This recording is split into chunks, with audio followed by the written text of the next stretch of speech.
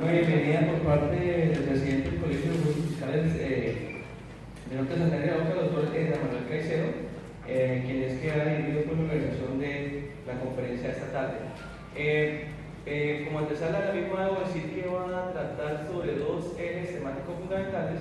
Va a contar con la presencia del doctor Néstor Saray Botero, que es magistrado del Tribunal Superior de Medellín, y él se encargará de tratar un primer eje temático y es una postura novedosa y controversial que tiene sobre la aplicación de las reglas del artículo 349 en tratándose de allanamiento a cargos, de allanamiento unilateral de cargos. La diferencia que hay entre el allanamiento y el recuerdo y la real aplicación de las reglas del artículo 349, que es un tema que ha sido tratado, pues ustedes saben, por la Sala de la Corte Suprema de Justicia. Y el segundo eje temático tendrá que ver con la adecuación de los hechos jurídicamente relevantes. Esa va a ser una exposición compartida con el doctor José María Peláez, como antesala de un libro que están haciendo en conjunto, que están escribiendo sobre el tema de hechos jurídicamente relevantes, que será publicado el próximo año en la editorial de Además, es necesario decir que el doctor Néstor Saray Botero es un doctorante de reconocimiento en el país y en este momento es bestseller, con un libro que ha agotado ya el doctor Kevin Suman, el libro del proceso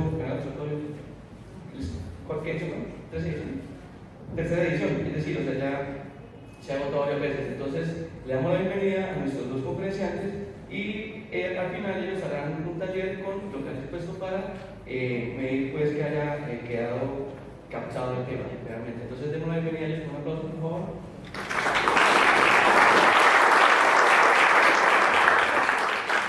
Buenas tardes, le damos la bienvenida al doctor Néstor Saray y al doctor Peláez, que han escrito varios libros y precisamente sobre los hechos jurídicamente relevantes están haciendo un libro. Entonces, esta es la oportunidad para que este conversatorio sea enriquecido por sus preguntas, por sus aportes, la praxis judicial, de manera que podamos sacar algo positivo de este conversatorio. Le agradezco al doctor Néstor Saray su colaboración y su apoyo junto con el doctor Peláez a estas actividades académicas que son muy importantes para la praxis judicial. Le agradezco a todos ustedes la presencia, el tiempo que han sacado de sus labores para compartir estos conocimientos académicos que traen los expositores. Muchas gracias.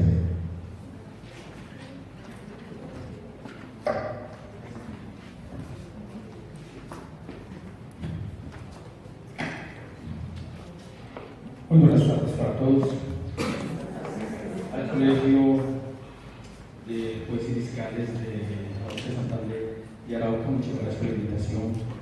Soy el presidente, el doctor José María, el doctor Barajas, muchísimas gracias por la invitación. Ustedes muy amables por estar aquí presentes.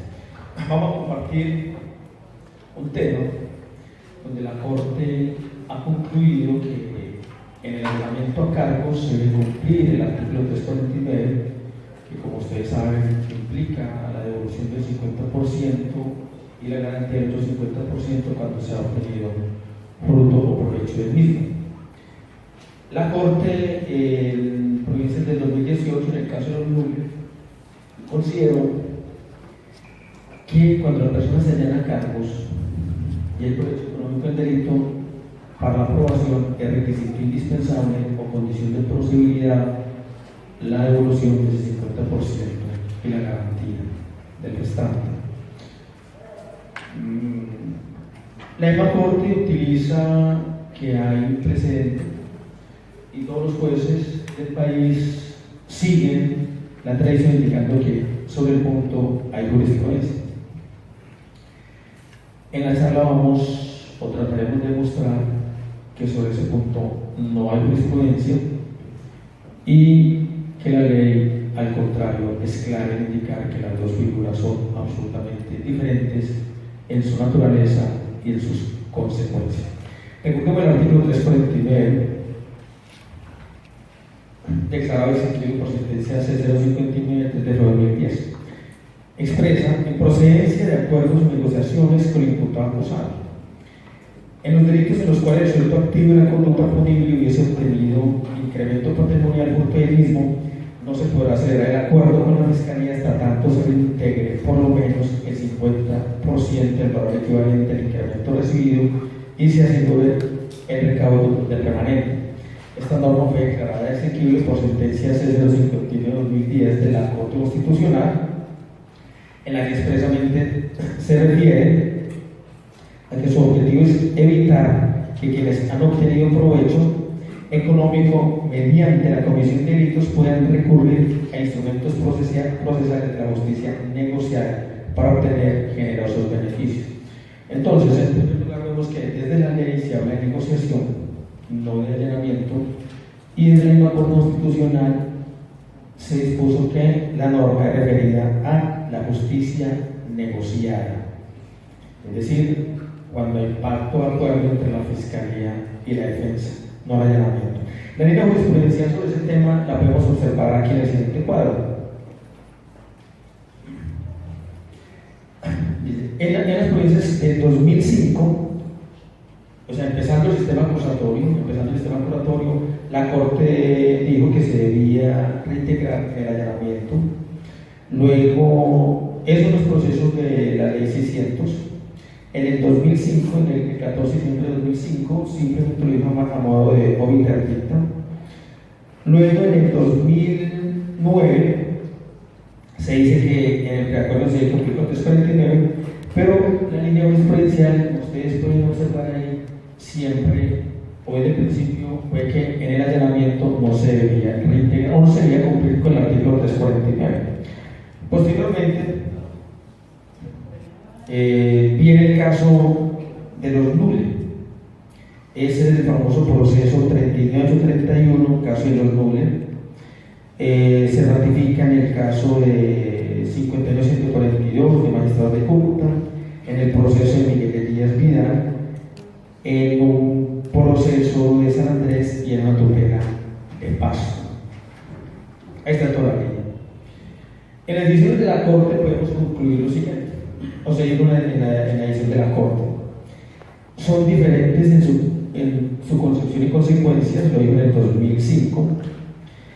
Luego, en el caso de los nules, dice que el allanamiento a cargos es una especie de modalidad de negociación. Para la Corte, el propio Código de Procedimiento Penal, en su artículo 351, se refiere a la aceptación de cargos como un acuerdo que debe ser presentado al juez de conocimiento. Luego, la Corte indica la variación jurisprudencial, se hace con todas las consecuencias que de ello se deriven, razón por la cual, inclusive en los procesos tramitados con la ley 600, ya opera el incremento del artículo 14 a la ley 890 con las rebajas de pena. Esas son las consecuencias a las que se refiere la Corte. Posteriormente, en el 2018, hubo un proceso muy curioso donde un servidor público se allana cargos en la audiencia de juicio oral. La Corte no acepta el allanamiento y considera que hay un punto de no retorno, con lo cual la Corte confunde las consecuencias de la aceptación de cargos con un derecho del ciudadano. Es decir, el derecho del ciudadano es, o mejor, no hay limitación alguna para que el ciudadano acepte cargos y que lo condenen rápidamente. Y a eso se opuso la Corte. Es decir, que no obstante el ciudadano está frente al juez y decirle que es responsable y que quiere que lo condenen, hay que continuar un proceso, lo cual es absolutamente absurdo en un sistema adversarial o de partes. Ese es un juicio donde no va a haber partes y no va a haber adversariedad de ninguna naturaleza. En el caso de los nules, vean bien curioso, quien interpone recurso de la Contraloría pidiendo que se aplicara el 351, para la Corte el cargo prospera y se rebaja el 35% de la pena, pero se anuncia que el cambio de jurisprudencia que no aplica el caso de los nules, cuando la Contraloría en su impugnación expresamente pidió que se le devolviera el 50%. La Corte dice que cambiamos la jurisprudencia, pero no la aplicamos aquí. Y con estas precisiones, en la 39.831, dice: en el allanamiento se cumple con el 349. El acuerdo debe incluir el porcentaje de rebaja punitiva dentro de los márgenes autorizados por el ordenamiento. Se debe incluir lo concerniente a la procedencia o improcedencia de conceder, en el caso concreto, subrogados penales. Todas las consecuencias de la conducta punible realizadas por el imputado deben quedar expresamente convenidas por las partes, y la única actuación subsiguiente es la sentencia de condena. Listo. Luego viene el proceso de los magistrados de Cúcuta, y aquí se presenta una cosa muy interesante.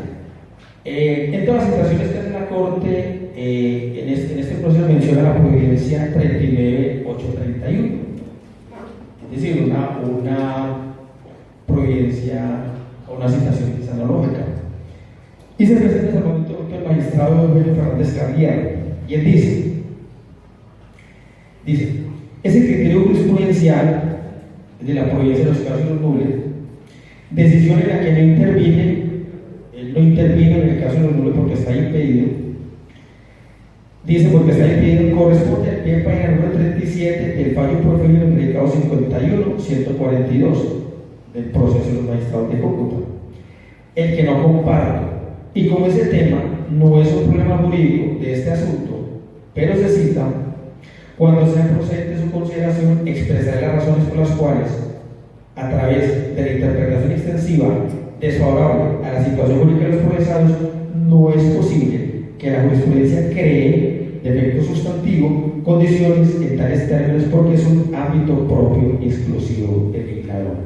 En palabras más sencillas, lo que está diciendo el magistrado Cervantes Otto es: el único que puede modificar la condición de evolución o no es el legislador, no la jurisprudencia.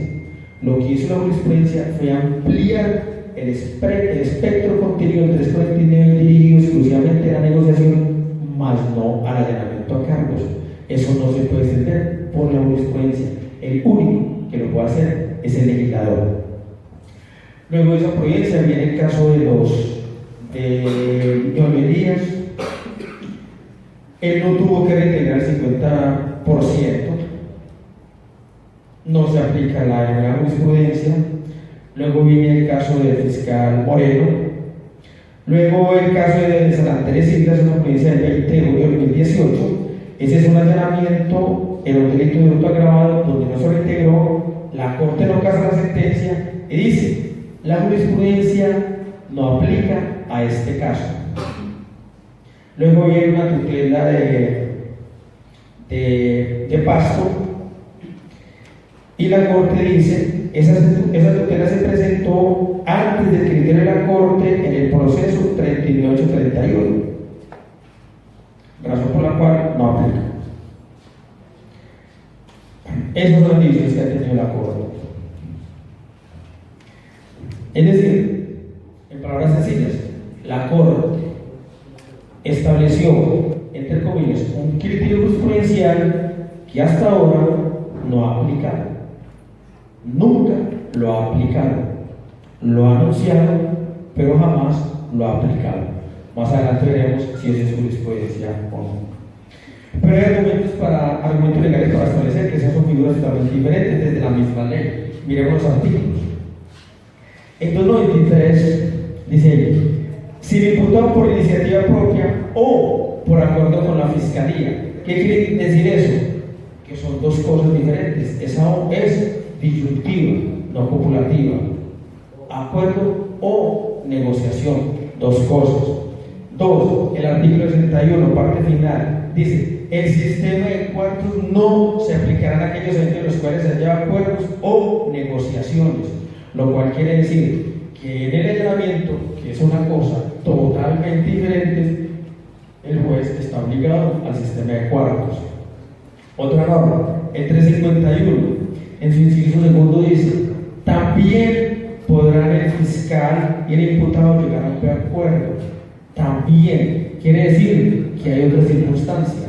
La otra circunstancia es el allanamiento. hay allanamiento y también hay negociación, dos cosas diferentes en su naturaleza y en sus consecuencias. El artículo 288, numeral tercero, dice: posibilidad del investigado de allanarse a la negociación. El artículo 365 dice que el acusado manifieste si acepta los cargos o no. El 367 dice: de declararse culpable tendrá derecho a una rebaja, es decir, si se allana cargos. Y un argumento final desde el punto de vista de la ley es el delito de feminicidio, de la ley 1761 de 2015. Artículo 15 dice: preacuerdos. La persona que incurra el delito de feminicidio solo se podrá aplicar un medio de beneficio que trata el artículo 351 de la ley 906 de 2004. Igualmente, no podrá celebrarse preacuerdos. Es decir, que en el feminicidio usted se puede allanar y obtiene la mitad del beneficio, pero no puede negociar. Es decir, el allanamiento es una cosa y el preacuerdo es otra cosa totalmente diferente. ¿Listo? Desde el punto de vista de la ley. Ahora miremos a ver si hay jurisprudencia.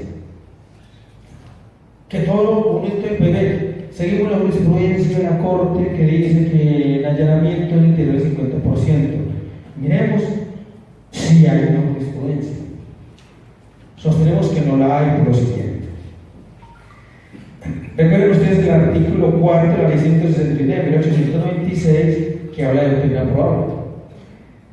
Artículo 4 dice: 3 decisiones uniformes dadas por la Corte Suprema como Tribunal de Casación sobre un mismo punto de derecho constituyen doctrina probable y los jueces podrán aplicarla en casos análogos, lo cual no obsta para que la Corte varíe la doctrina en caso de que juzgue erróneas las decisiones anteriores. Norma declarada exequible, sentencia C836 de 2001. Dice la Corte Constitucional: declarar exequible el artículo 4 de la ley 169 de 1896, siempre y cuando se entienda que la Corte Suprema de Justicia, como juez de casación, y los demás jueces que conforman la jurisdicción ordinaria, al apartarse de la opción probable dictada por aquella, están obligados a exponer clara y razonablemente los fundamentos jurídicos que justifican su decisión en los términos de lugares 1424 de la presente sentencia. Y aquí es lo más importante: en esta misma sentencia C836 de 2001, la Corte recuerda: sentencias de la Corte tienen dos partes fundamentales: o interdicta y ratio decidente. O interdicta son los dichos de paso que no resuelven el asunto. Ratio decidente. La ratio decidente son los fundamentos jurídicos inescindibles y suficientes para la decisión que se adopta. Les preguntamos: en todos esos casos, empezando por el nulo, lo que dice la Corte, o lo que dijo la Corte, que el 50% se cumple el allanamiento, ¿es jurisprudencia? En el sentido, ¿es ratio decidente o es o interdicta? Si es ratio decidente, ese argumento debe servir para decidir el asunto. Es decir, que en el caso de los nulos debió anular para que devolviera el 50%. Uno, si no es ratio decidente, no es jurisprudencia, es o interdicta, simples dichos de paso que no resuelven el asunto. Entonces ahí llegamos a la conclusión de esta charla: jamás la Corte ha tenido jurisprudencia en el sentido de indicar que el allanamiento hay que devolver, y no la ha tenido por una sencilla razón: no hay un solo caso donde la Corte ordene que el allanamiento haya devuelto. Simplemente dichos de paso.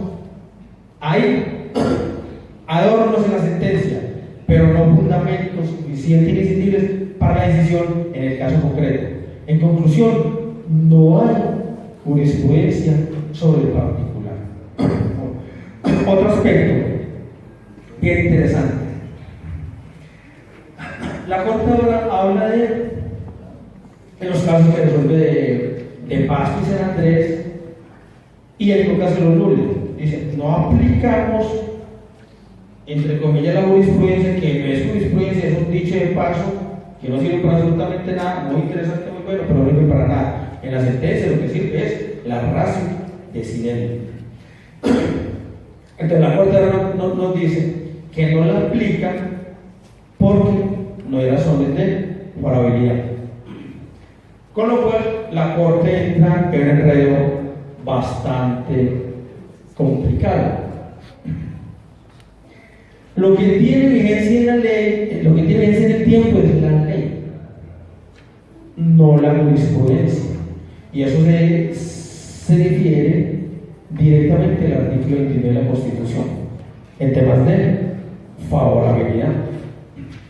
Inclusive, en un caso muy particular, donde la Corte le llama la atención a los jueces. Para atrás, para que la veamos acá. Atrás. Esta presentación. No te recuerdo. Es un proceso de 2002. La Corte dice, ojo esto, no es posible la asimilación entre el derecho legislado y los precedentes judiciales de cara a la aplicación del principio de favorabilidad. Pues de acuerdo con el artículo 21 de la Constitución, se trata de una garantía que cobra vigencia ante la sucesión de normas en el tiempo, las cuales regulan un mismo supuesto de derecho y no ante diversas posiciones jurisprudenciales. En palabras sencillas, cuando se entra la jurisprudencia, en el sentido de ratio decidendi, se aplica, inmediatamente se aplica. No es posible dictar la ratio decidendi para aplicarla más adelante, porque entonces, ¿cuánto hay el cambio de jurisprudencia? Más adelante o ahora. Es ahora decidir el caso, esa es la jurisprudencia en el término de ratio decidendi. Cuando un juez aplicó ese criterio de la Corte, tiene ahora, miren lo que dijo la Corte. Es una providencia, no sé si la tenemos ahí. ¿Qué es esto? Vamos a esto. Vale, pues. Bueno, no está bien. Es esto. Providencia del 2017, dato lo que le digo. En el 2017, la Corte, ahora va a estar de tribunal, dice: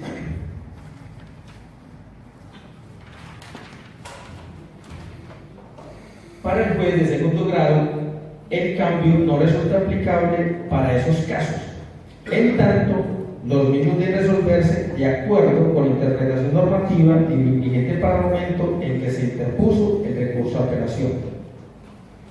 Y le dice la Corte: en la misma lógica, la propia Corte, al resolver el caso en razón del cual se pronuncia y en el que fija una nueva interpretación normativa, ojo, dice la Corte, no podría aplicarla en ese asunto, sino que tendría que declarar que la nueva postura solo adquiere vigencia para casos futuros con el condicionamiento, además de la fecha de interposición del recurso. Es decir, lo que hizo el magistrado, no aplicamos esta jurisprudencia para el caso, sino más adelante. Y la Corte dice: no, señor, la jurisprudencia se aplica en forma inmediata. Y le llama la atención a los maestros del tribunal cuando hicieron eso, que es, en palabras más sencillas, lo que está haciendo la Corte en este momento. ¿Qué está haciendo la Corte? Supuestamente no aplicamos esa jurisprudencia porque no está vigente para el caso, cuando lo vigente para aplicar es la ley. La jurisprudencia se aplica al caso en forma inmediata, siempre y cuando constituya la razón de la decisión. Entonces, el cambio de jurisprudencia jamás va a tener favorabilidad. La favorabilidad se aplica de la ley. Y la jurisprudencia no va a tener problemas de aplicación en el tiempo. O se aplica o no se aplica. Entonces, como conclusión fundamental que sacamos en esta preexposición es: no hay hasta ahora jurisprudencia en el sentido de que sea ratio decidendi que ordene que en el allanamiento se cumpla el artículo 349. La razón es muy sencilla y elemental, y la repetimos, y la vamos a repetir hasta el cansancio. Hasta ahora, hasta el día de hoy, no hay un solo proceso en la Corte donde le ordenen al ciudadano que el allanamiento debe devolver. No hay una sola decisión. Todo es obiter dicta. Y ustedes saben que la obiter dicta no es vinculante. Lo vinculante es la ratio incidente. Y aún así, según la 636, cualquier juez puede ser promiscuo de los patios, se puede apartar de la jurisprudencia de la Corte de Suprema Justicia, indicando las razones del cambio e indicando cuál es el estado de la jurisprudencia actual. Es decir, aplicando el principio de transparencia. La jurisprudencia actual es esta, pero yo opino esto y cambio en tema de jurisprudencia. Mucho menos cuando no hay jurisprudencia, cuando todo se reduce a una obiter dicta. En conclusión, cuando el ciudadano se allana en un hurto, en una extorsión, no está obligado a aplicar el artículo 349, y no está obligado porque no se deduce de la ley. 1. 2. La jurisprudencia no puede extender interpretación desfavorable al ciudadano, como lo dijo en el salvamento de voto el magistrado Eugenio Fernández Carrier, porque en ese sentido está creando derecho. Y el único autorizado para crear derecho es el legislador. Entonces, muchísimas gracias por la atención, le agradezco mucho. Gracias por la atención.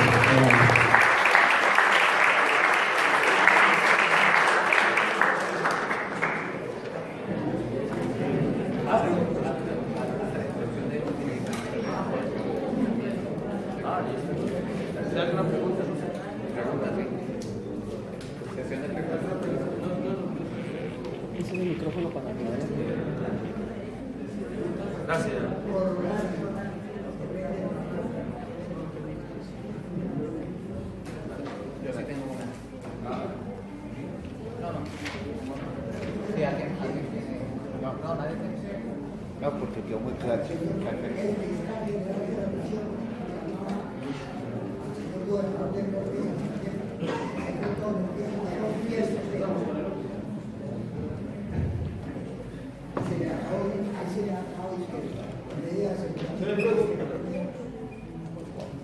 Si me preguntas, seguiremos con el tema de hechos ubicantes relevantes. ¿Les parece?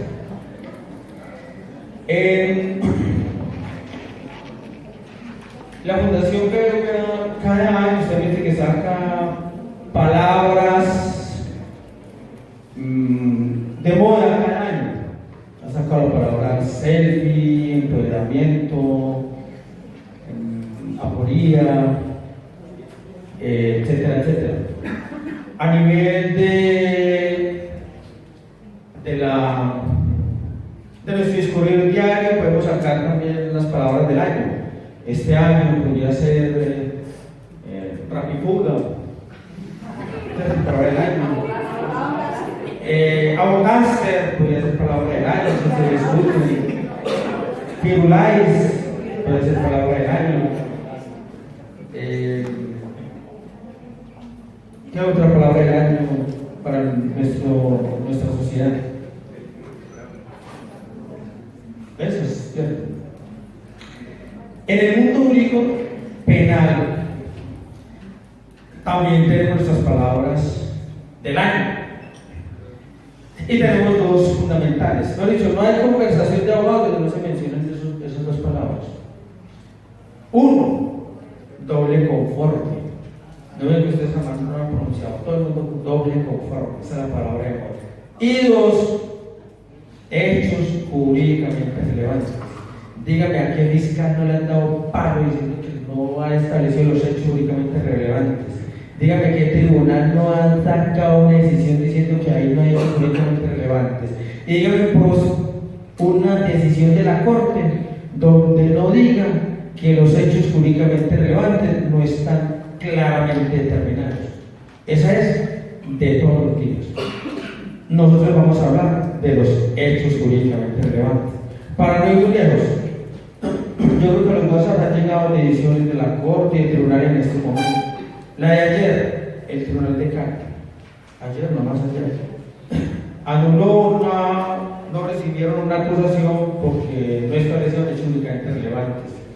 Y la última providencia del 2 de octubre de este año, donde la Corte anuló un proceso precisamente porque el fiscal, y lo hizo la Corte, fue incapaz de redactar en un lenguaje claro y comprensible los hechos jurídicamente relevantes, y le llama la atención a la fiscalía y dice, o al fiscal de relación dice, por favor, instruya a los fiscales para que hagan lo que tienen que hacer. Y jueces, ustedes también deben estar pendientes de establecer, de constatar que la fiscalía cumpla con ese mínimo deber. En el transcurso les cuento, es que eso no es real. Lo que pasa es que nosotros nos traen las cosas como si hubiese nuevo.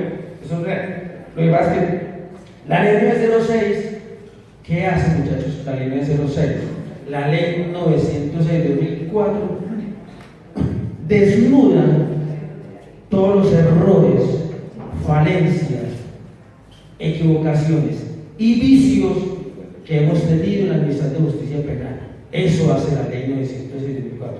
Desnuda todos esos vicios y todas las falencias que nosotros hemos tenido. Pero es que esos hechos jurídicamente relevantes siempre han estado ahí.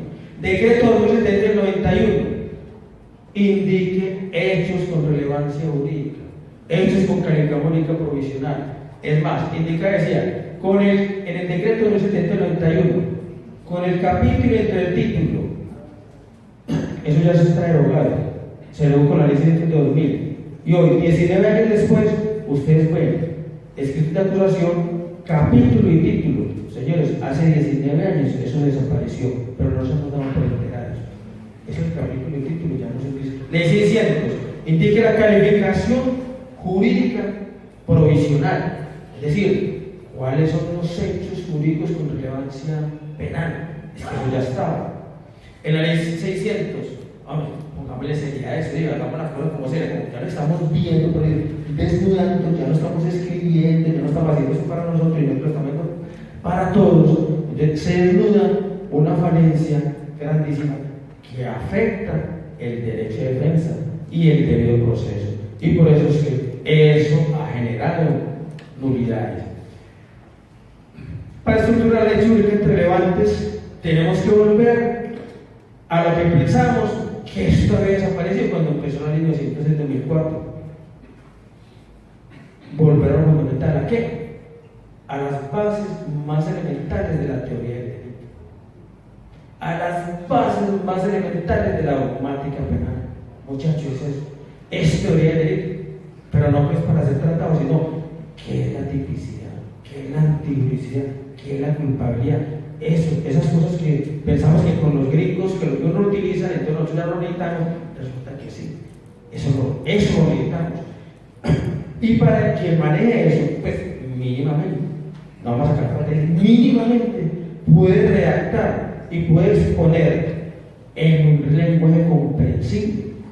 Oiga, muchachos, lenguaje no es un lenguaje descrestante, ni un lenguaje paradójico, es un lenguaje absolutamente comprensible y sencillo. Si usted maneja las bases más elementales de la derecha, puede hacer una exposición aceptable de hechos jurídicamente relevantes. Entonces mire que la cosa es tan sencilla que nos asustamos y que no es complicada. No es sencillo. Realmente de José María, que no es tan complicado, es sencillo. ¿Cierto, José María?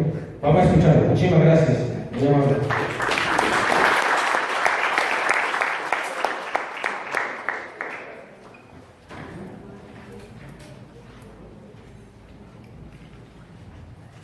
Muy buenas tardes a todos. Para mí en realidad es un verdadero honor poderlos acompañar en estos momentos.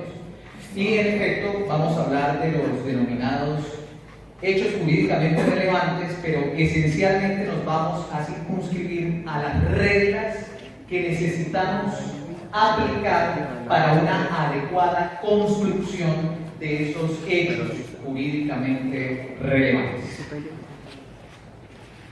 Inicialmente, para poder saber en qué consisten los hechos jurídicamente relevantes, debemos volver a esas clases de introducción al derecho donde nos hablaban de la estructura lógica de la norma. Porque sobre la base de la estructura de esa norma jurídica es posible comprender a qué hace referencia los hechos jurídicamente relevantes. Recordaremos que esas reglas, porque las normas jurídicas pueden tener la calidad de principio o de valores, pero acá nos estamos refiriendo a la regla que define el delito, está compuesto por un supuesto de hecho y una consecuencia jurídica. De todo esto que encontramos acá, vamos a tomar un ejemplo del Código Penal, el artículo 32, una ausencia de responsabilidad denominada consentimiento. Y el objetivo de mostrar este enunciado normativo es dividir la consecuencia jurídica y el supuesto de hecho. ¿Para qué? Porque el supuesto de hecho de cualquier norma es lo que se debe proyectar como un hecho jurídicamente relevante. Entonces, esta primera parte de este enunciado normativo no habrá lugar a responsabilidad penal. ¿A qué corresponde? ¿Al supuesto de hecho o a la consecuencia jurídica? Esa es la consecuencia jurídica. Y el supuesto de hecho, es decir, lo que necesita en este caso la defensa demostrar como hecho jurídicamente relevante, sería lo que aparece en el recuadro: el consentimiento válidamente emitido por parte del titular del bien jurídico en los casos en que se pueda disponer del mismo.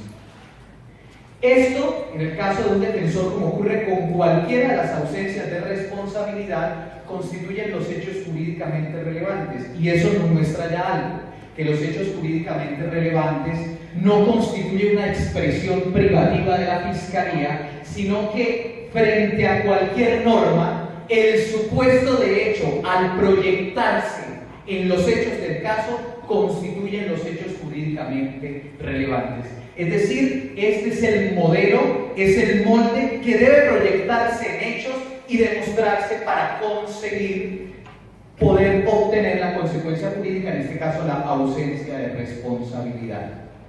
Evidentemente no bastará con que la persona demuestre el consentimiento, tendrá adicionalmente que demostrar que fue válidamente emitido, que quien lo hizo fue el titular del bien jurídico y que es un bien jurídico disponible. La ausencia de demostración o enunciación de cualquiera de estos hechos jurídicamente relevantes conlleva el fracaso de la pretensión defensiva que sea expuesta por el defensor. Pero resulta que acá es importante diferenciar algo. Una cosa son los enunciados normativos y otra las normas. Y no diferenciar esto es lo que hace que muchas veces la Fiscalía o la defensa fracase en sus pretensiones. ¿Qué son los enunciados normativos? Los enunciados normativos son los textos, las palabras que aparecen en el código, que aparecen en una ley. Las normas son el resultado de la interpretación que hacemos de esos enunciados normativos y de la sistematización de dichos enunciados con otros. Por eso tenemos normas que son reglas, principios y que son deducidos de los enunciados normativos. Puede ocurrir que a veces el enunciado normativo coincida con la norma, pero a veces no. Les traigo un ejemplo del derecho procesal penal, la cláusula de exclusión. Observen ustedes lo que dice el primer inciso del artículo 23. Nos dice: toda prueba obtenida con violación de garantías fundamentales será nula de pleno derecho, por lo que deberá excluirse de la actuación penal. Claramente tenemos aquí una serie de supuestos de hecho, que iría hasta la coma, que iría hasta acá, con violación de las garantías fundamentales, y luego la consecuencia jurídica será nula de pleno derecho, por lo que deberá excluirse de la actuación procesal. Sin embargo, preguntémonos, ¿eso que aparece allí constituye la norma que regula la cláusula de exclusión?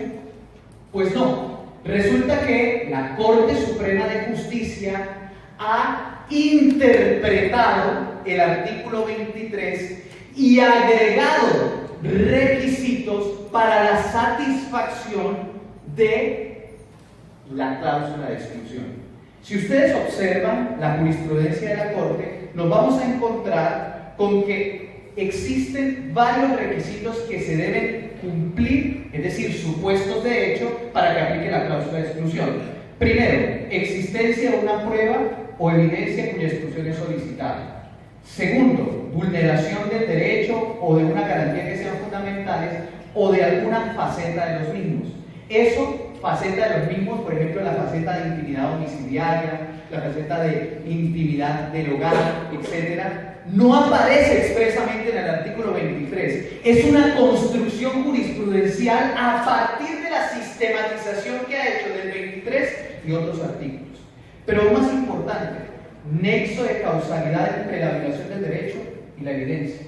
Porque resulta que si la violación del derecho o de la garantía no fue lo que originó la recolección de la evidencia, no aplica la cláusula de exclusión.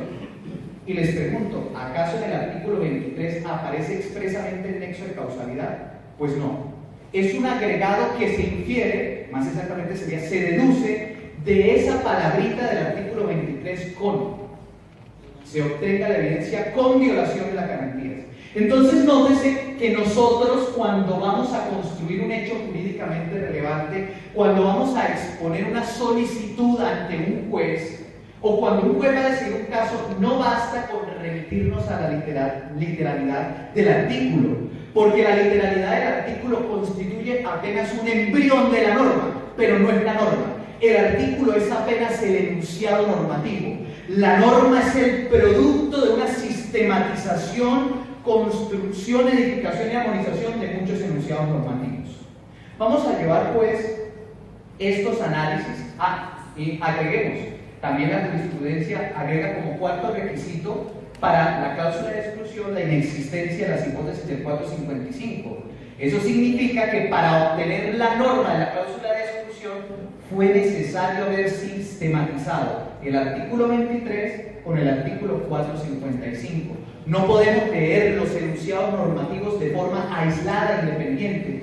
Miren el ejercicio tan interesante que hizo el doctor Nelson Saray cuando tomó varios artículos del Código de Procedimiento Penal para sostener, entre muchas otras cosas, que el allanamiento a cargos era una figura unilateral, era una figura diferente del preacuerdo y, entre otras razones, frente al 349, no operaba el reitero para el allanamiento a cargos. Pero esa no es una deducción realizada a la ligera, ni producto de la lectura de un solo enunciado normativo, sino de una sistematización de múltiples enunciados normativos para obtener la norma. Se van a imaginar ustedes que la norma es la figura que aparece al final en un rompecabezas, construida por varias piezas que son los distintos enunciados normativos anclados armónicamente. ¿Qué son los hechos jurídicamente relevantes? Únicamente los hechos que se adecúen a cada elemento del supuesto hecho que prevé la norma jurídica. Entonces, señor defensor, señor fiscal, señor juez, lo primero que usted tiene que identificar claramente es cuál es la norma, que como he mostrado es diferente del enunciado normativo. Una vez usted tenga identificada la norma, descompóngala, para que usted pueda decir cuántos requisitos integran, constituyen ese supuesto de hecho. Cuando ya tenga todas las condiciones del supuesto de hecho, proyéctelo en los hechos del caso y ahí tendrá usted los hechos jurídicamente relevantes. Sin embargo, de cara a la imputación y la acusación, la única norma jurídica que nos interesa, y esa es la que me voy a centrar, es la que define el delito. Así pues, ¿cuáles serían los hechos jurídicamente relevantes de la norma que define el delito? Lo primero que debemos recordar, como bien lo decía el doctor Nelson Saray, y es volver a esas bases de la teoría del delito, es que delito no es igual a ninguno de los artículos que aparecen después del 101 en la parte especial del Código. Es un error decir el artículo 103 define el delito de homicidio, porque usted no tiene un delito de homicidio. Usted tiene un tipo penal de homicidio, y ni siquiera completo, porque todos los elementos que lo integran no están ahí. Hay un tipo objetivo y subjetivo, y el dolo no está ahí. El dolo se tiene que remitirse al artículo 22.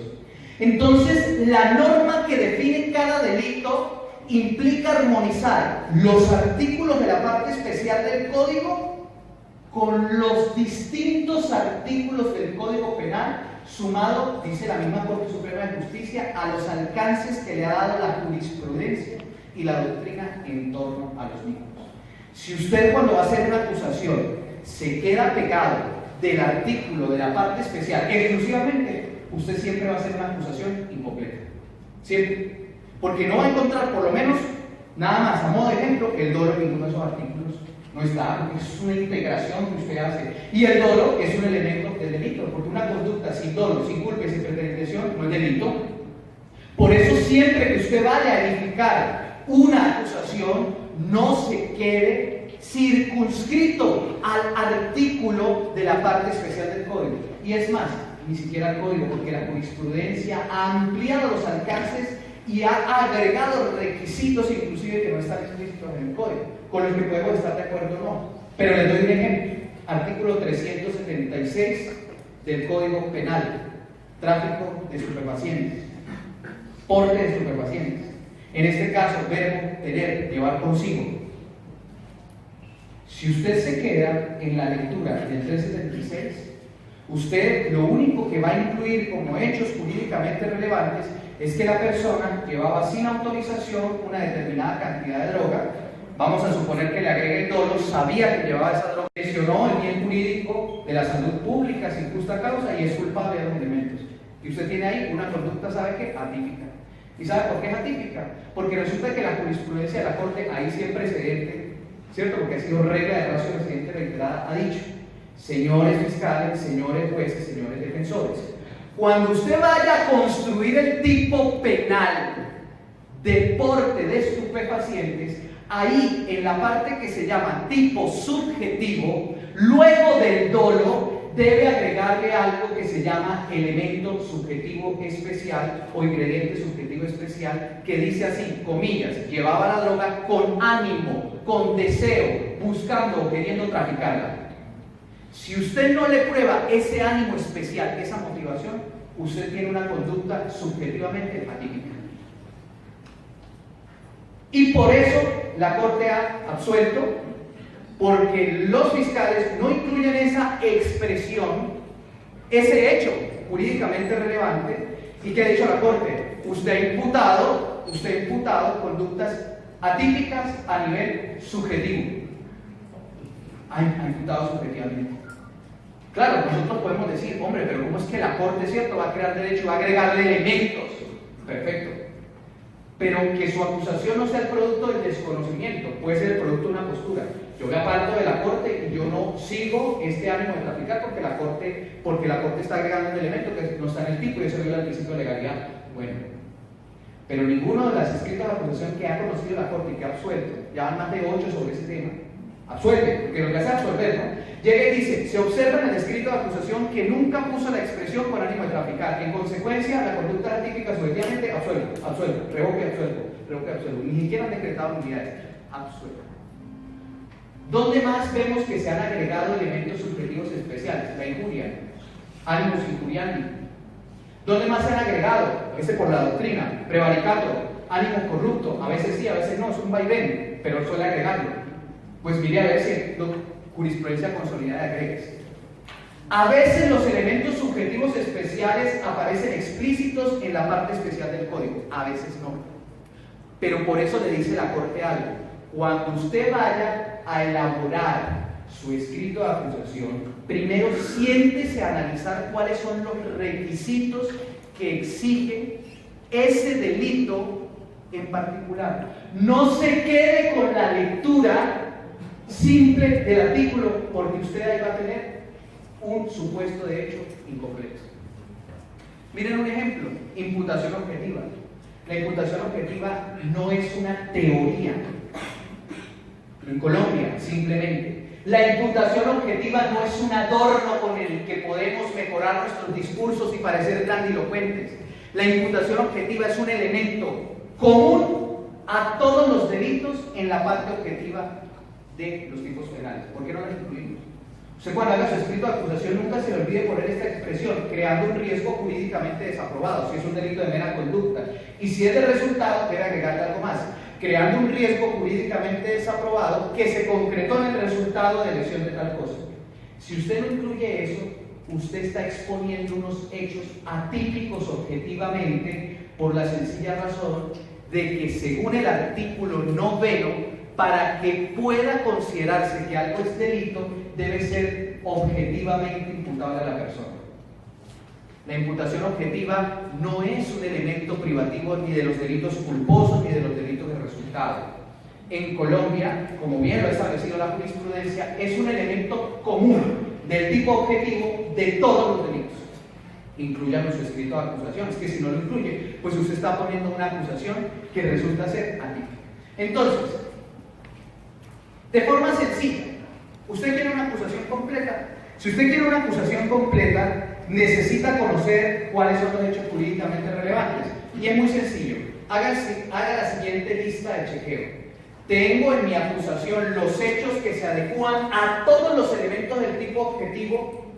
Si la respuesta es sí, llevamos el primer paso. Paso 2. Tengo todos los hechos que se adecúan a todos los elementos del tipo subjetivo. Si la respuesta es sí, tengo el segundo paso. Todavía no tengo un delito. Tercero, tengo todos los hechos que se adecúan a la antijubilicidad. ¿Los mencioné? Sí, sigamos. Y por último, tengo todos los hechos jurídicamente relevantes que se adecúan a la culpabilidad. Si la respuesta es afirmativa, usted, señor fiscal, tiene una acusación completa. Si no, usted imputó por algo que no es delito. ¿Cierto? Ay, pero es que se sobreentiende. ¿Qué se sobreentiende? ¿Me está presumiendo la culpabilidad? No lo haga. Porque si usted dice, es que no la puse porque es obvio que la culpabilidad, es que la presumimos. No, que no se puede. Entonces hay que incluirlo. Es que según el artículo 9 del Código Penal, una conducta es delito. Solo si es típica, antijurídica y culpable. Es que la antijuridicidad y la culpabilidad no es una opción, es un deber que usted lo ponga, tiene que demostrarla. Que se demuestre indiciariamente, sí. Que el dolo es difícil de probar, pues que digo que es fácil, pero que hay que probar. ¿Cómo? Con indicios. Es más, si ustedes toman la jurisprudencia de la Corte, tiene un catálogo para demostrar el dolo, en el prevaricato, en el peculado, en el homicidio, de conocimiento. Eso significa, y dijo la Corte en una sentencia del año 2011, 31.0022, bueno, ahorita les voy a radicar, que la complejidad del caso no es excusa válida para no incluir todos los hechos, ni para circunstanciarlos. Porque usted tiene que sentarse, elaborar un programa metodológico y solamente cuando esté plenamente seguro de tener todos los hechos y todas las evidencias con que va a ganar el caso, usted imputa. Usted no imputa para investigar, usted luego que investiga imputa porque ya tiene una teoría del caso consolidada. Y la teoría del caso tiene un componente básico: hechos que se adecúan al tipo objetivo, subjetivo, antijudicial y culpabilidad. Solo cuando está seguro de eso, usted llega y puede realizar una adecuada imputación acá. Elementos estructurales. Bueno, entonces, ¿qué debemos tener claro antes de realizar una imputación? Lo primero, los elementos estructurales del delito que imputaremos. Siguiente. Eso tiene un nombre técnico, se llaman hechos en abstracto. Y no confundamos los hechos en abstracto con los hechos jurídicamente relevantes, que también le ha pasado a algunos fiscales de casos que han llegado a la Corte. ¿Qué dice el fiscal? Pero es que yo sí metí el dolo. ¿No ve que yo copié y pegué el artículo 22 en la acusación? Sí, pero es que eso no es un hecho jurídicamente relevante. Eso es un hecho en abstracto. Usted me tiene que decir, por ejemplo, vamos a suponer que yo llegue y me hurte uno de estos micrófonos. ¿Usted qué me tendrá que decir en el dolo? José María sabía que se estaba apoderando de un micrófono que no le pertenecía y quiso hacerlo. ¿Qué tan complejo es escribir eso en la acusación? Es que no tiene complejidad.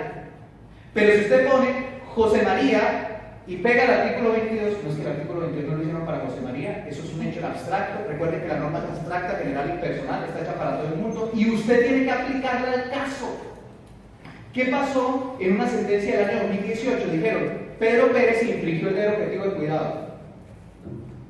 Pero es que infringir el deber objetivo de cuidado es una norma en abstracto, eso no es nada. ¿Cómo lo infringió? Eso es lo que usted tiene que poner ahí. ¿Cómo? Por ejemplo, llegó y llevaba sobrepeso en el vehículo, no llevaba el cinturón de seguridad, excedió la velocidad. Es el hecho jurídicamente relevante, no la expresión abstracta de la norma. Conclusión: tan malo es no poner todos los hechos jurídicamente relevantes como simplemente transcribir los artículos del código. En ninguna de esas situaciones usted está cumpliendo con la carga mínima, porque es que es la mínima, no es la máxima, la mínima para presentar una acusación completa. Luego de que usted tiene los hechos en abstracto, ¿qué debe pasar a hacerlo? Los debe convertir en hechos jurídicamente relevantes. Debe usted, señor fiscal, hacer las veces de un escritor y darle vida a la norma, que está ahí fría y abstracta, y debe ponerle vida, debe ponerle nombre, debe ponerle días, debe ponerle tiempo, modo, lugar, sabor a esos hechos, para que no queden simplemente en esa abstracta generalidad que allí aparece. Entonces, no es suficiente con que tengamos unos hechos en abstracto, es requisito necesario convertirlos, pasarlos a hechos concretos de nuestro caso. Por lo tanto, ¿qué es lo único que yo debo incluir en la imputación y en la acusación? Los hechos jurídicamente relevantes.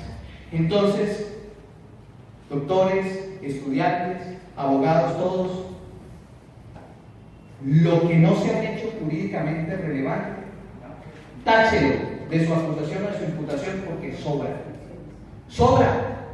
Si usted pone en su acusación que la persona salió y estaba nerviosa, les hago una simple pregunta: ¿está nervioso un elemento del tipo penal? ¿De algún tipo penal? ¿Del antijurídico? ¿Por qué pone eso? Según la entrevista FPJ, la entrevista es un elemento de algún tipo penal. Quite eso. Es que lo que no le encuadra en un elemento del delito no es un hecho jurídicamente relevante. Y si no es, sobra, queda amorfo. Es algo que no debe estar ahí. La Corte Suprema de Justicia en una providencia dijo que eso es simple ruido.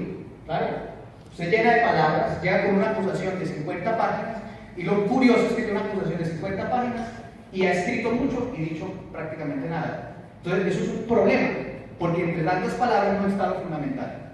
Entonces, saque de su imputación y acusación hechos, indicadores, construcciones indiciarias completas y medios de prueba. Eso sáquelo, eso no tiene que estar ahí, eso sobra.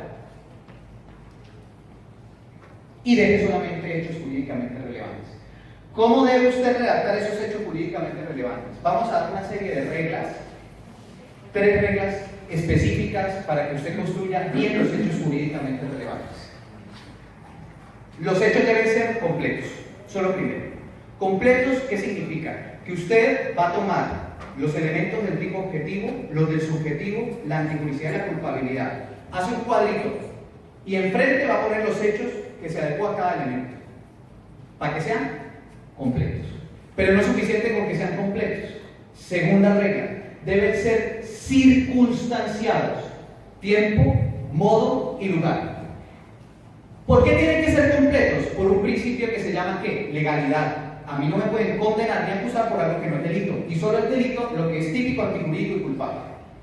¿Y por qué será que deben estar circunstanciados esos hechos en tiempo, modo y lugar? Por una garantía del derecho de defensa. Yo no me puedo defender ni controvertir lo que no sé cuándo ocurrió, cómo ocurrió o dónde ocurrió. Entonces, circunstancia. El primero es una garantía sustancial y lo segundo es una garantía procesal. Si usted me dice, José María, el día 22 de octubre del año 2019 a las 5 de la tarde tomó el micrófono, yo le voy a decir si es cierto. Pero usted me dice, no me precisa eso, me va a complicar muchísimo el ejercicio defensivo porque no voy a saber en qué espacio de tiempo. ¿Y por qué tenemos que precisar el tiempo? Entre otras cosas por el ámbito de validez de las leyes en el tiempo. ¿Qué tal que esta ley aplique en tal periodo pero no aplique en este otro? También eso es algo importante por los ámbitos de validez de la ley. Porque es un mandato del artículo 8º literal H. Precisar tiempo, modo y lugar. Entonces, ¿cuál es el principio que soporta la necesidad de que los hechos jurídicamente relevantes sean completos? Principio de legalidad. ¿Cuáles son los principios que soportan el hecho de que esos hechos sean circunstanciados, defensa y contradicción? Pero no nos basta. Adicionalmente, debemos redactar hechos jurídicamente relevantes de forma concreta. ¿Qué es concreta? Adaptando esos hechos al caso, no genéricamente. Vamos a mostrar primero un ejemplo de un hecho jurídicamente incorrecto. Les voy a mostrar cuál es el problema que tiene acá. Y luego de eso vamos a hacer un pequeño ejercicio donde el doctor Nelson Saray va a ser de fiscal exponiendo una acusación. ¿Listo? Este es un ejemplo de hecho jurídicamente mal construido. El médico X, al realizar la operación del paciente Y, infringió el deber objetivo de cuidado causándole la muerte por tal circunstancia.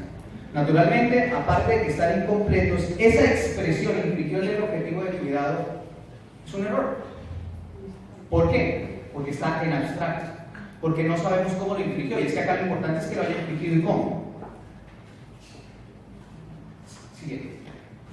Sería mejor decir así: el médico X, al realizar la operación del paciente Y, sin haber ordenado y analizado previamente un examen al corazón con base en el cual hubiese podido saber que no resistiría la intervención quirúrgica, le causó la muerte justamente porque el organismo de Y, más puntualmente su corazón, no resistió la operación.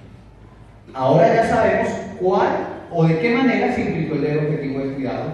No le hizo ese examen al corazón previo. Por eso lo estamos buscando. Esa es la infracción al deber objetivo de cuidado. Lo importante no es que ponga la expresión infringió el deber objetivo de cuidado, sino cómo se presentó esa circunstancia. Vamos a construir entonces la norma que define el delito. Vamos a imaginarnos que estamos todos en el rol de fiscal, sin importar que seamos jueces o defensores, porque el mejor defensor, el mejor juez es el que puede ponerse en el papel del otro y mirar cuáles cargas tenía que cumplir para verificar si las cumplió todas. Entonces, tenemos un caso de homicidio simple consumado realizado con dolo de primer grado mediante autoría material y por medio de una acción. Todo eso debemos tenerlo precisado, porque el homicidio se puede también por omisión, entonces ya nos cambia todo, ¿no? La omisión impropia tiene requisitos diferentes. Que no es autoría directa y no coautoría, nos cambia.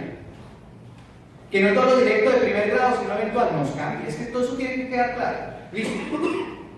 Como todos somos fiscales, necesitamos unos materiales para construir ese edificio, que son los hechos jurídicamente relevantes.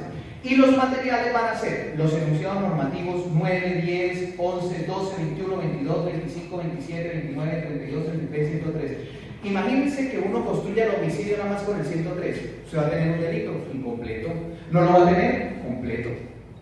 Miren el montón de artículos que necesita para construir nada más, tal vez el delito que desde el pregrado más se habla, el homicidio simple. Y miren el montón de artículos que necesita. El 9. ¿Por qué el 9? Porque el 9 es el que nos dice que una conducta debe ser típica, articulista y culpable, y es el que incluye la imputación objetiva como un elemento común a todos los delitos. Usted necesita el 9. Necesita el 10, porque el 10 nos va a explicar que el tipo penal debe tener unas características básicas que usted no se puede inventar, que inclusive las normas de preventivo deben estar completas y preexistentes. El 11, la articulicidad formal y material, ahí consagrada en un esquema neoclásico. El 12, el principio de culpabilidad. El 21, ¿qué nos dice el 21? Que las conductas son dolosas, culposas o preterintencionales. O sea que usted no puede inventar otra cosa. Pero viene algo más importante. Lo que no diga el legislador expresamente que es culposo o preterintencional, pues es doloso. Entonces, ya de entrada sabemos que es dolo. El 22, que nos define el dolo. El 25, que nos dice que la conducta se puede hacer por acción o por omisión. El 27, ustedes dirán, pero ¿por qué metió la tentativa acá? Un momento. Ese artículo es importantísimo porque nos dice qué características debe tener la acción. Dice acción idónea. Si la acción carece de idoneidad, que yo cojo un montón de algodón y se me tire, muere, pues evidentemente eso no es una acción idónea para matar. Entonces, del artículo 27, la doctrina y la jurisprudencia ha deducido que una característica que debe tener toda acción es la idoneidad. 29. Nos explica qué es la autoría. ¿Quién es autor? Ahí dice claramente, el que realice por sí mismo. 32. ¿Por qué necesitamos el 32? Porque en el 32 se encuentran, a contrario censo, los elementos configurativos de la culpabilidad. Está la conciencia del ilícito. No dice así. Dice no habrá lugar a responsabilidad cuando la persona obre con error invencible sobre la licitud de su conducta. ¿Qué es lo contrario al error? El conocimiento. El conocimiento de que lo que hago es un delito. Porque no lo olviden, la ignorancia de la ley en penal, si es invencible, sí sirve de excusa. ¿Cierto? Sí sirve de excusa. Y sirve de excusa en Alemania, sirve en Italia, sirve en España, sirve en México, en toda Latinoamérica. En Norteamérica no. Para ellos el error de prohibición es algo absurdo, pero sí tienen el error de tipo. El 33 que nos habla de la inimputabilidad y finalmente el 103 el homicidio. Todo eso, doctores, estudiantes, tienen que organizarlo como un puzzle, organizarlo como un rompecabezas, sistematizarlo, darle coherencia, que se vea bonito y construir la norma penal. Y si le queda algo por fuera, usted no ha imputado una conducta que es delito. ¿De qué algo por fuera? Pues no imputó un delito, imputó otra cosa, un hecho, una historia. Nos echó un cuento de Cortázar, de Borges, pero no un delito. Para eso va a necesitar también la jurisprudencia y la doctrina, según lo expliqué. Entonces, miren lo que le pasaría a usted, señor fiscal, si usted hace una acusación solo con el 103. Usted, si lo único que usa el 103, va a demostrar que alguien mató a otra persona. José María mató a Cicerón. ¿Y es un delito? Pues no. ¿Cómo? Eso no es un delito. Porque matar a otra persona no es un delito. Es que no lo es. Usted tiene que matar a otra persona dolosamente, de forma antijurídica y culpable. Porque es que puede ser que usted lo haya matado en legítima defensa. Porque puede ser que usted lo haya matado y no tenga dolo. Porque puede ser que usted lo haya matado y esté en un trastorno mental que le haya impedido. Entonces tendrá una culpabilidad disminuida que tendrá como consecuencia una medida de seguridad. Puede ser que usted no sepa que causarle la muerte a una persona es un delito producto de un error de prohibición culturalmente condicionado. Entonces, nótese cómo usted requiere de todo. Y a propósito, esta interpretación, que como bien lo decía el doctor Nelson Saray, no es nueva, sí ha recalcado mucho la Corte. Esos ejemplos que estoy sacando acá son ejemplos simplemente calcados de la Corte, donde la Corte dice, mire, si usted acusa a alguien porque mató a otra persona, usted no lo está acusando de un delito. Lo está acusando de que una persona mató a otra, pero es que eso no es delito, faltan elementos.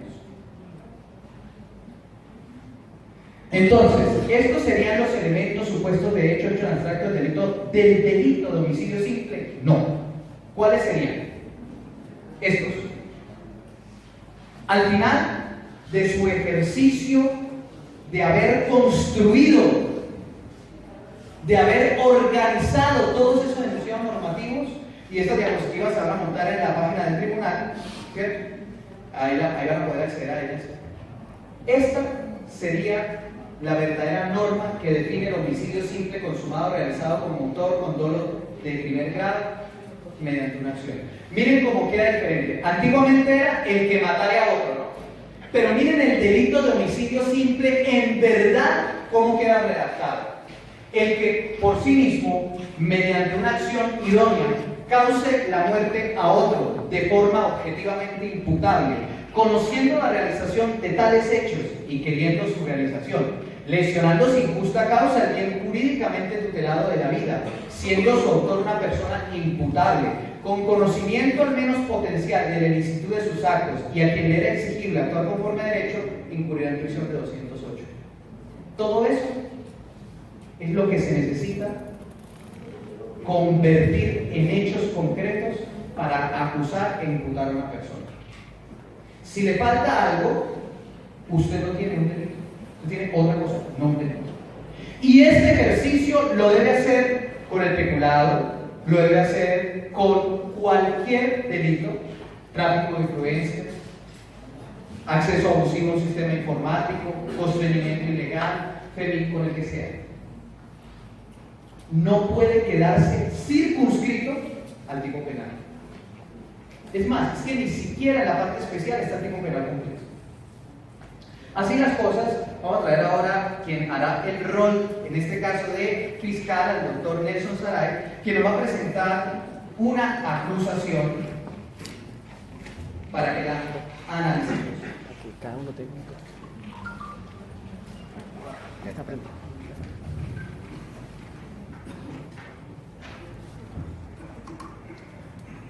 Esta es una acusación tipo que usualmente encontramos todos los días en las audiencias de acusación por parte de la Fiscalía. Según se tiene noticia del informe de policía FPJ del 2 de noviembre de 2013 y la entrevista de la señorita Saba del mismo día, el 5 de octubre de 2013, en la carrera 45 con calle 52, barrio Parado del municipio de Bello, Antioquia, se presentó una discusión entre Aristóteles y Platón, entre quienes, por cierto, existía una terrible enemistad declarada y conocida por todos en el pueblo, que concluyó cuando el primero, esto es Aristóteles, atacó al segundo, es decir a Platón, con un arma cortopunzante, cuchillo de 6 pulgadas de longitud, causándole una herida penetrante en la espalda que interesó el lóbulo inferior del pulmón izquierdo y la arteria aorta, determinando su muerte. Todo esto lo presenció Saba, quien inmediatamente corrió hasta las autoridades, las cuales capturaron a Aristóteles con el cuchillo aún tibio por la sangre. En consecuencia, se le acusa por homicidio agravado por estado de indefensión. Muchas gracias, señoría. Esta es la acusación. ¿Qué opinan ustedes sobre la acusación? Perfectamente presentada, perfectamente leída, ¿cierto? ¿Ah? ¿Ustedes lo que vieron que el doctor José María qué le hace falta? ¿O qué le sobra? Está bien. Hay ciertas declaraciones que le sobran, como por ejemplo el hecho de que el cuchillo se encontraba tibio por la sangre, eso relevancia. Y cuando es con armas, todavía humeante. Así lo escuchan las audiencias. Sí. No, y faltó aquí que capturado y nervioso y sudando y sudoroso. Le faltó ahí, a veces le agregan eso, capturado y se le vio con cara de nervioso. Con cara de sospecha. Bueno, ¿qué hacemos con esta acusación, muchachos? Bien, mal, regular. Esta es una acusación tipo de todos los días. Es de todos los días. Pues claro que aquí nos faltaron, pues, a veces le agregan que se hicieron registros, allanamientos, controles previos, controles posteriores, llamadas al 123. Que la comunidad reclama justicia. Ah, exacto, que se reunieron todos sin justicia, que se presentó la mamá, que se presentó el papá, que lo señalaron. Todo eso va en la acusación. Dijimos que eso era ruido.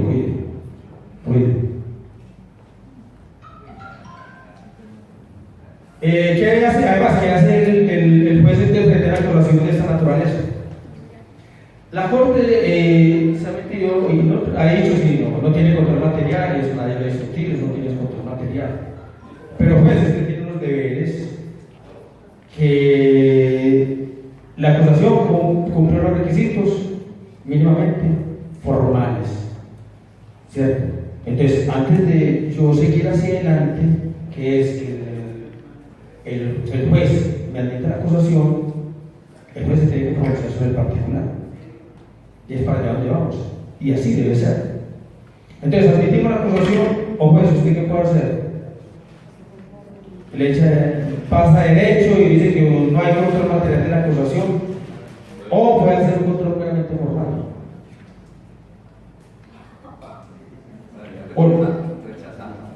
Claro, una solución es, rechazarlo. Usted no ha hecho una acusación con hechos jurídicamente relevantes. Esa todavía no hay una acusación aquí. Usted nos contó una historia, que es lo que están haciendo los fiscales, contando una historia. Usted nos contó una historia, pues muy entretenida, la escuchamos con mucho interés, Pero de ahí a decir que vamos a aceptar esto como delito, me lo han hecho. Faltó en la historia ponerle si la discusión era filosófica. Ahora sí.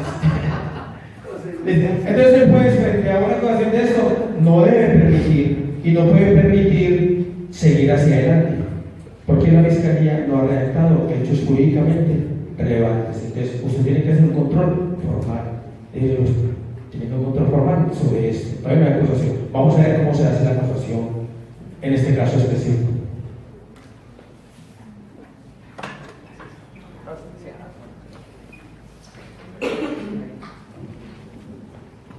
Bueno, lo primero que vamos a hacer antes de entregar el modelo un modelo en que estaría una imputación, una acusación completa, es ¿qué hace falta? ¿Qué sobra y qué hace falta? ¿Qué sobra? Mire, todo lo que va desde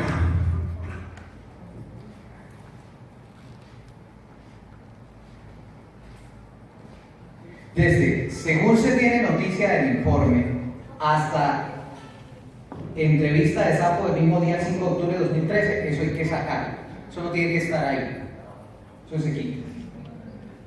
También, como en efecto lo decía, aquí todo esto lo presenció Sapo, quien inmediatamente corrió hasta las autoridades, las cuales capturaron a Aristóteles con el cuchillo tibio de sangre, eso hay que quitarlo.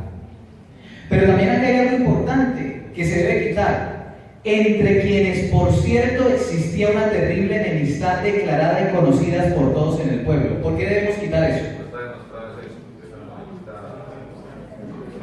Ok, pero ¿cuál es la razón? Sí, eso aún no está demostrado y en realidad ningún hecho, ¿cierto? Que vamos a... Pero ¿cuál es la razón para que eso no deba estar ahí? ¿Por qué? Hágase esta pregunta. ¿La enemistad entre las personas es un elemento de algún delito? Entonces no debe estar.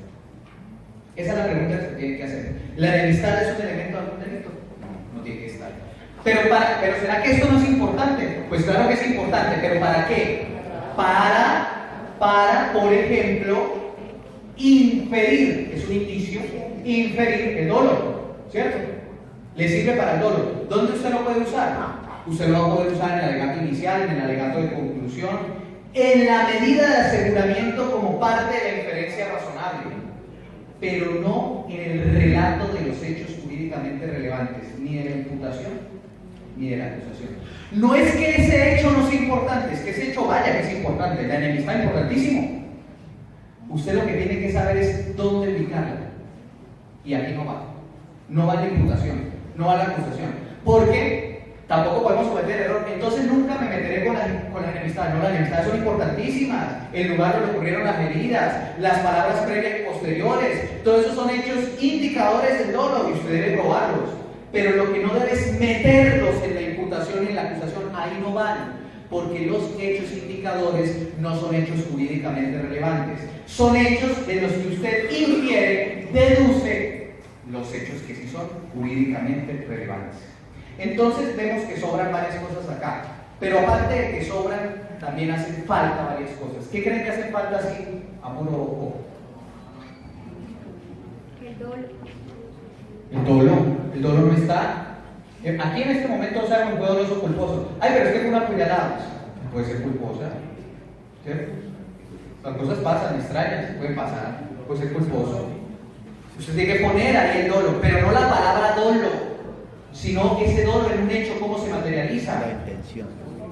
Vamos a dar un modelo aquí de acusación y lo voy a proyectar también, si vamos a repartirlo para que lo tengan, igual se va a botar en la página. Vamos a mostrar cómo estos hechos, si fuésemos fiscales, deberíamos haberlos redactado de forma completa y adecuada.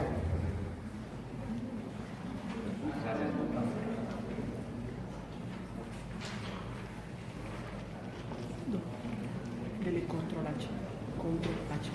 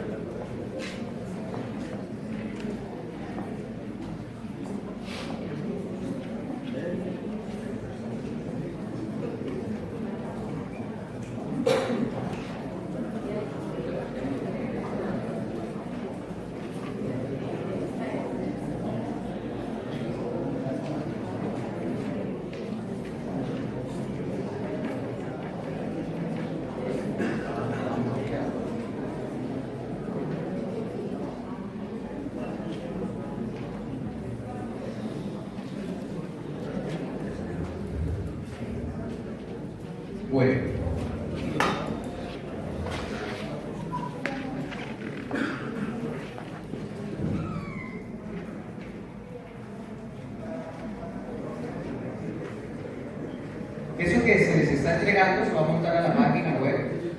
El libro que estamos construyendo con el doctor Nelson Saray va a tener ejemplos de acusaciones de muchos delitos contra la administración pública, delitos de tráfico de estupefacientes, tráfico de armas. Es decir, vamos a mostrar cómo construir acusaciones de forma ideal.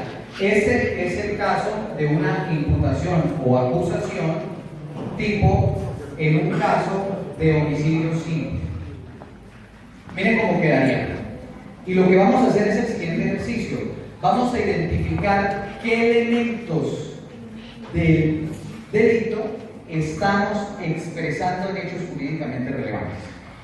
Entonces, la Fiscalía General de la Nación, a partir de los elementos materiales probatorios y evidencia física legalmente obtenida durante la etapa de indagación, infiere razonablemente la existencia de los siguientes hechos y los imputa de la siguiente manera.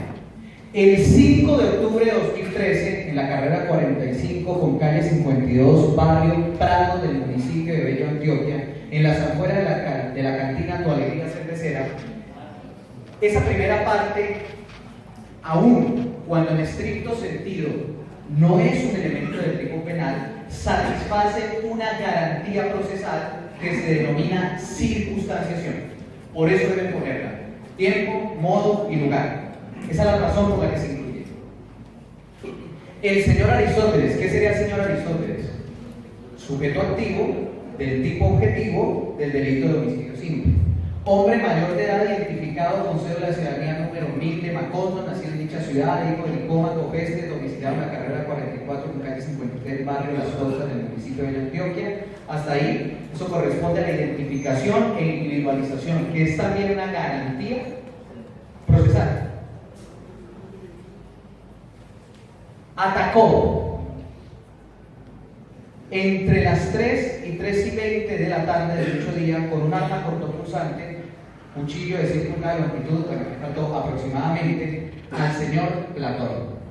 Atacó, hace referencia a la acción idónea de matar. Y entre las 3 y 3:20 de la tarde, a la circunstancia de tiempo de esa acción. Con un arma cortopunzante, ¿a qué hace referencia? Al modo. Al señor Platón. ¿Quién es el señor Platón? Sujeto pasivo y objeto material, en este caso hay coincidencia. Un hombre también mayor de edad.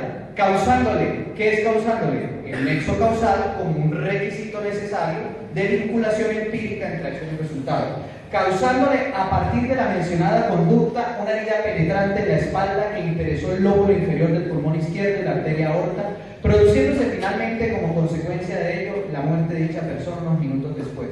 Produciéndose como consecuencia de ello la muerte de dicha persona. ¿Qué sería la muerte? El resultado como elemento del tipo objetivo. Al respecto se tiene que el señor Aristóteles, al lesionar al señor Platón, creó un riesgo jurídicamente desaprobado de muerte para este último, destruyendo así el bien jurídicamente protegido de la vida humana, el cual se terminó concretando en el resultado mortal finalmente acaecido. Estas últimas líneas, ¿qué son? ¿En qué cuadran? ¿En qué? Imputación objetiva y lesividad. Crear un riesgo jurídicamente desaprobado que se concreta en el resultado mortal son los dos elementos que se exigen para que haya imputación objetiva y que ustedes deben incluir en cualquier acusación de cualquier delito. Con una salvedad: si el delito que usted está imputando es de mera conducta, basta con que ponga creando un riesgo jurídicamente desaprobado de lesión de tal cosa. Pero si usted está imputando un delito de resultado, debe decir creando un riesgo jurídicamente desaprobado, el cual se realiza en tal resultado. Debe agregarle esa cosa. Hasta ahí, ¿qué elemento del delito llevamos? Tipicidad objetiva. Vamos ahora con la tipicidad subjetiva, que es súper sencilla. Y les voy a decir por qué es muy sencilla. Porque si ustedes elaboran bien el tipo objetivo, ya tienen el tipo subjetivo. Fácilmente, miren. Es el objeto del dolo. Igualmente se tiene que el señor Aristóteles, al momento de ejecutar la anterior conducta, actuó con dolo directo de primer grado. Si yo me quedo hasta ahí, está mal, porque sería un hecho en abstracto. con dolo directo en primer grado, pues conocía con certeza, o al menos con probabilidad, porque recuerden que el dolo directo de primer grado exige un conocimiento de certeza o de probabilidad, cualquiera de los dos es posible. Conocía con certeza o probabilidad lo siguiente: primero, que por sí mismo estaba atacando mortalmente con un arma cortopunzante al señor Platón. Porque puede ocurrir que él piense que es un arma de utilería, que no es un cuchillo real, está en un error de tipo, ¿sí o no? Entonces debemos decirle que él sabía que tenía un arma, tiene que saberlo. Y tenemos que decir, usted lo sabía, porque ese es el dolo. Que mediante dicha actuación le estaba causando la muerte al señor Platón, porque puede que no sepa eso. Que el señor Platón era un ser humano, que su comportamiento estaba creando un riesgo jurídicamente desaprobado, lesión de la vida humana, que se terminó concretando en la muerte del señor Platón. Eso es importantísimo, porque si él no sabe que le está causando la muerte a una persona o que quiere causarla, puede ser que tenga dolo de lesionar y la muerte sea culposa. Y cuando dolo se le suma a la culpa, tenemos preterintención. Entonces esto es importante que quede claro. Asimismo, el señor Aristóteles quiso o deseó la realización de los anteriores hechos. Ese es el elemento volitivo del dolo. Hasta ahí que tenemos el tipo que subjetivo. Tenemos la tipicidad subjetiva. O sea que ya llevamos tipicidad objetiva y tipicidad subjetiva. Ahora vamos con la antijuridicidad. Se encuentra además que el señor Aristóteles, al ejecutar la anterior conducta, no estuvo amparado por ninguna causal de justificación que le autorizara en concreto la realización de dicho comportamiento, sino que por el contrario, el ataque mortal efectuado en contra de la humanidad del señor Platón con el cuchillo de 6 pulgadas de longitud se constituyó en una acción completamente antijurídica, despachada la antijuridicidad. Y nos falta la culpabilidad. Tenemos que hablar de la culpabilidad. Finalmente, es evidenciable que el señor Aristóteles, al momento de causarle la muerte al señor Platón, primero, tenía capacidad para comprender lo ilícito de sus actos y autodeterminarse de acuerdo a esa comprensión. Segundo, era consciente además de que su ataque mortal, efectuado en contra de Platón con el cuchillo de 6 pulgadas de longitud, era un delito en Colombia. Por evidente que nos parezca que la persona deba conocer que algo es un delito en Colombia, debemos ponerlo, porque puede que no lo sepa. Y si no lo sabe, está en un error de prohibición. Que si es invencible, hay que absolverlo. Y si es vencible, hay que bajarle la pena a la mitad, ¿cierto? Y por último, tenía la posibilidad de haber actuado de otra manera, por lo que le resultaba exigible que se hubiese comportado conforme a derecho. Sin embargo, no lo hizo. Viene entonces la calificación jurídica. Quede claro, absolutamente claro. Así las cosas, la Fiscalía General de la Nación le imputa, un ejemplo de imputación, le imputa al señor Aristóteles por la realización de los anteriores hechos, calificándolos jurídicamente de la siguiente manera. Le imputa al señor Aristóteles la realización de los anteriores hechos. Se trató de un delito de homicidio simple, realizado objetivamente mediante una acción y ejecutado por el procesado a través de autoridad directa o material, conforme lo previsto en esos artículos, y subjetivamente con dolo directo de primer grado. Luego la punibilidad en abstracta de 208 a 450 meses. Esto sería una imputación o acusación tipo o modelo, que tiene todos los elementos de la tipicidad objetiva, subjetiva, antijuridicidad y culpabilidad. Lo que aspiramos con el doctor Nelson Saray es ofrecerles imputaciones, modelos de imputaciones y acusaciones de una alta gama de delitos. En el libro que sacaremos vamos a presentar modelos de acusación de feminicidio, de homicidios agravados, de tráfico de estupefacientes, contrabando, delitos contra la administración pública, sexuales, para que podamos ver cómo en cada caso concreto es que se estructuran los hechos jurídicamente relevantes. Es decir, el doctor se quitará la toga de magistrado, yo la de defensor y haremos de fiscales de alguna manera y construiremos hechos jurídicamente relevantes basados en casos decididos por la Corte de manera ideal para poder ofrecer una orientación concreta. Porque el problema que sí tenemos con las decisiones de la Corte es que nos dicen en abstracto que las cosas están mal, pero no nos dicen cómo hacerlo. Entonces lo que queremos ofrecerles es eso. Bueno, eso está mal, esa es la forma en que debiera hacerse para que estuviera completo. Eso es lo que pretendemos ofrecer. Entonces, para cerrar sobre hecho jurídicamente relevante, si pudiéramos poner la diapositiva, quiero comentarles la diapositiva que aparece ahí, ¿sí? Vamos aquí a la... y a pasar más adelante, más. Vamos a hablar del caso más reciente, que es este. Ya ustedes lo conocen, lo compartieron en WhatsApp. Es el caso, regresemos, el caso del 2 de julio de 2019 al que hizo referencia el doctor Nelson Saray. Es un caso de contratos sin cumplimiento de requisitos legales donde se realizó esta acusación. La presente investigación se originó con base en la denuncia presentada por estas personas. Ya estamos mal, ¿cierto? ¿Para qué meten eso de la denuncia ahí? Ya está mal. Y otros quienes dieron a conocer posibles irregularidades. Posibles, usted está en una acusación. Cometió las siguientes irregularidades. Son posibles. Usted tiene dudas. ¿Cómo va a acusar con dudas? O imputar. No, ya, esas son. Y menciónelas. Diga, son estas son las irregularidades. Estoy seguro, si usted llega a una imputación es que ya, ¿cierto? Está seguro. Si no imagina, está dudoso, el fiscal va a estar dudoso el juez. Dice, posibles irregularidades cometidas en el año 2007 por este señor en su calidad de alcalde de tal lugar y relacionadas en las etapas. Y menciona el contrato. Y no puso cuáles eran las irregularidades. ¿Pero cuáles son? Detállenmelas.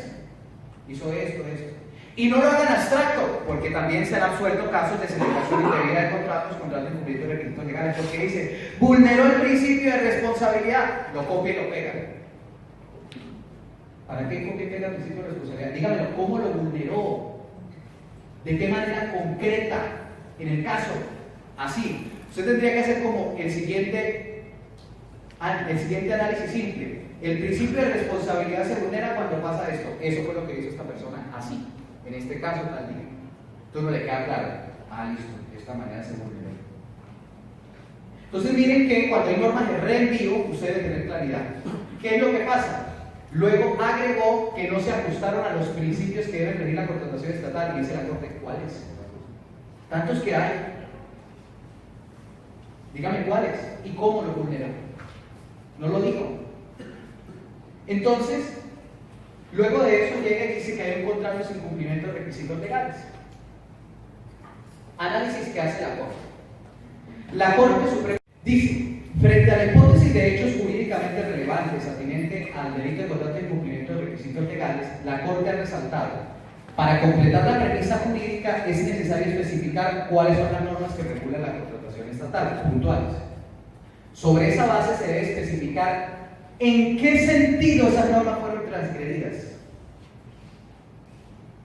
Esto es, cuáles fueron las acciones o omisiones que resultaron contrarias a esa reglamentación.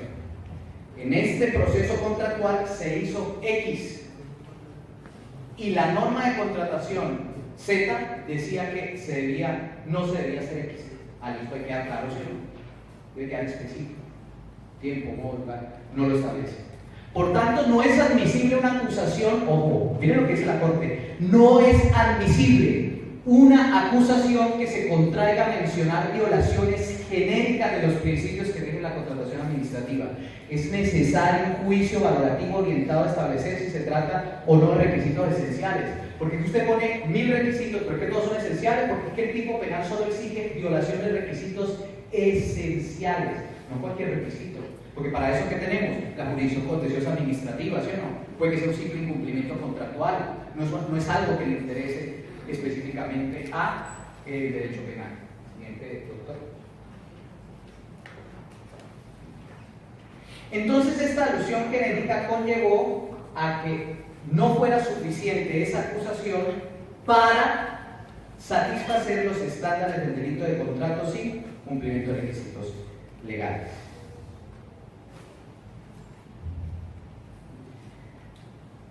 Siguiente. No, está importante. Aquí hay algo importante, y es que dice, esto no es todo culpa de la Fiscalía. También tuvimos un juez, ¿cierto? Un juez que no hizo su labor. No le estamos exigiendo un control material, naturalmente, pero sí formal. Control formal. Y es que es muy simple. Dentro del artículo 336, donde se señalan los requisitos del escrito de coerción, es el artículo 336, ahí aparece enunciación de los hechos jurídicamente relevantes. Para que haya acusación se necesita eso. Ay, mire, no está, no hay acusación. Usted me está preguntando otra cosa, eso no es una acusación. Y si falta, pues no acusa. ¿Qué fue lo que pasó en el caso de Cali? En el caso de Cali, ¿qué hizo el juez? Llegó una fiscal y le leyó una acusación que estaba incompleta, no tenía todos los hechos jurídicamente relevantes. Terminó. ¿Qué hizo el juez? Llega y le dice, ¿ya terminó? Sí. Bien, se tiene por no realizar la acusación. No, pero espere, no, pues que faltan, si no faltan hechos, ahí faltan muchos hechos jurídicamente relevantes, ya, no hizo nada. Usted vino a hacer algo que no es una acusación. Pero llega al tribunal de Cali y dice, no, correcto, ahí no hay acusación, vaya, arréglala. ¿Cierto? Ok, seguimos con el proceso, avanzamos y terminamos con una nulidad o con una solución. No, las cosas hay que arreglarlas. No le tienen que decir específicamente cómo hacerlo, porque eso ya sería involucrarse, ni tampoco decir hay mucha evidencia o poca evidencia, ni tampoco decir, no me parece tu concepto que tienes de dolo. No, no es eso. Es simplemente decir, mire, hay unos hechos jurídicamente relevantes mínimos que deben estar todos, y usted no los tiene, no están todos. Es un checklist. Es como esa guía jurisprudencial que tienen todos los jueces, que tienen unos cuadritos y van poniendo un chulito del orden de las audiencias. Esto es lo mismo. A ver, ya hablo de la tipicidad, del tipo subjetivo, tipicidad, culpabilidad, faltó algo, arréglelo, inclúyalo. Casa el fallo y decreta nulidad desde la audiencia de acusación para que se cumpla el debido proceso. Segundo, dejan en libertad a la persona y hace un fuerte llamado de atención a la fiscalía. Dice, el único correctivo aceptable para este tipo de situaciones es que la Fiscalía General de la Nación tome las medidas necesarias para que todos sus funcionarios estén en capacidad de cumplir adecuadamente las funciones medulares que le asigna la Constitución Política y la ley. Esto es, investigar los hechos que revisan las características de un delito. Y si un fiscal no está en capacidad de precisar una hipótesis de hechos jurídicamente relevantes y de establecerse la misma encuentra suficiente respaldo de las evidencias y demás información recopilada, no puede esperarse que su intervención en el proceso contribuya a lograr la adecuada y oportuna solución de los casos penales. Y esta frase me parece tan importante.